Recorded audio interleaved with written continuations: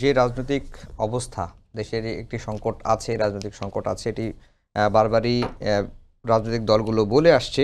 এবং যেটি সৌরভ ভাইও বললেন যে বিএনপিও 111-এর আশঙ্কা করছিল। এর আগে নানারকম বক্তব্য তারা দিয়েছে যে 111 ঘটানোর চেষ্টা হলে জনগণ সেটি রুখে দেবে। আজকে নাহিদ ইসলাম যেটি বলেছে, বিএনপির মহাসচিবের নিরপেক্ষ সরকারের যে দাবি, এটি মূলত আরেকটি 111 সরকার গঠনের ইঙ্গিত বহন করে। আপনি মানে এক্ষেত্রে কোনো কিছুর সমীকরণটা কি?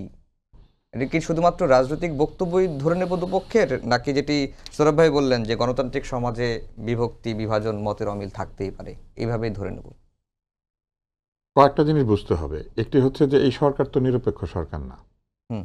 তারা নিজেরাও নিজেদেরকে তত্ত্বাবধায়ক ও নিরপেক্ষ বলেন নাই। তারা বলেছেন তারা অন্তর্বর্তীকালীন সংস্কার, তাদের এজেন্ডা সংস্কার করা এবং সংস্কারের পরে নির্বাচন আয়োজন করা। এবং এই সরকার যে নিরপেক্ষ না, সেটা তো তাদের সকল বক্তব্য কথাবার্তায় আছে। তত্ত্বাবধায়ক ও নিরপেক্ষ সরকার কিন্তু কোনো রাজনৈতিক বক্তব্য দেয় না, কোনো রাজনৈতিক দলের বিপক্ষে পক্ষে কিছু বলে না, এবং কোনো রাজনৈতিক বন্দোবস্ত করারও চেষ্টা করে না।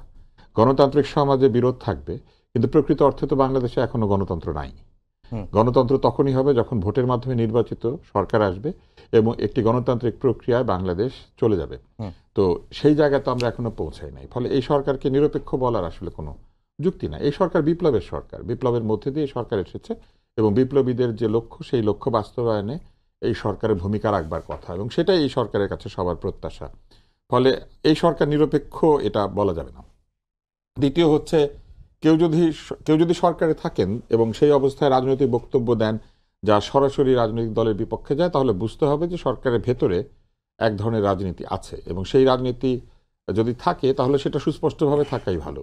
এবং 111-এর সরকার যেটা বলা হচ্ছে, 111-এর সরকার কিভাবে এসেছিল আমরা তো জানি। সামরিক সমর্থিত একটি বেসামরিক সরকার। এই কথা যদি চিন্তা করা হয় তাহলে এই সরকারও তো প্রায় একই রকমই। এই সরকারের পেছনেও সামরিক সমর্থন আছে, তাই না?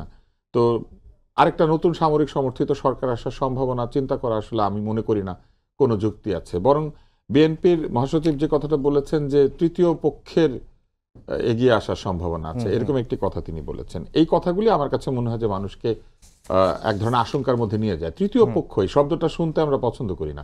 রাজনীতিবিদরা যদি এই বিপ্লবের পরেও খোলাখুলি কথা বলতে ভয় পান, তাহলে বুঝতে হবে যে খোলাখুলি কথা বলার পরিবেশ আসলে নাই। তৃতীয় পক্ষ কি, চতুর্থ পক্ষ কি, পঞ্চম পক্ষ কি, কে আসবেন সরাসরি তারা বলবেন, তারা কি আশঙ্কা করছেন সেটা তারা সরাসরি বলবেন। Third force, fourth force, alternate force, এগুলো হচ্ছে ওই পুরনো রাজনৈতিক জার্গন, যে জার্গনের কারণেই মূলত রাজনীতিবিদদেরকে তরুণরা প্রত্যাখ্যান করার জায়গায় গিয়ে পৌঁছে গেছেন।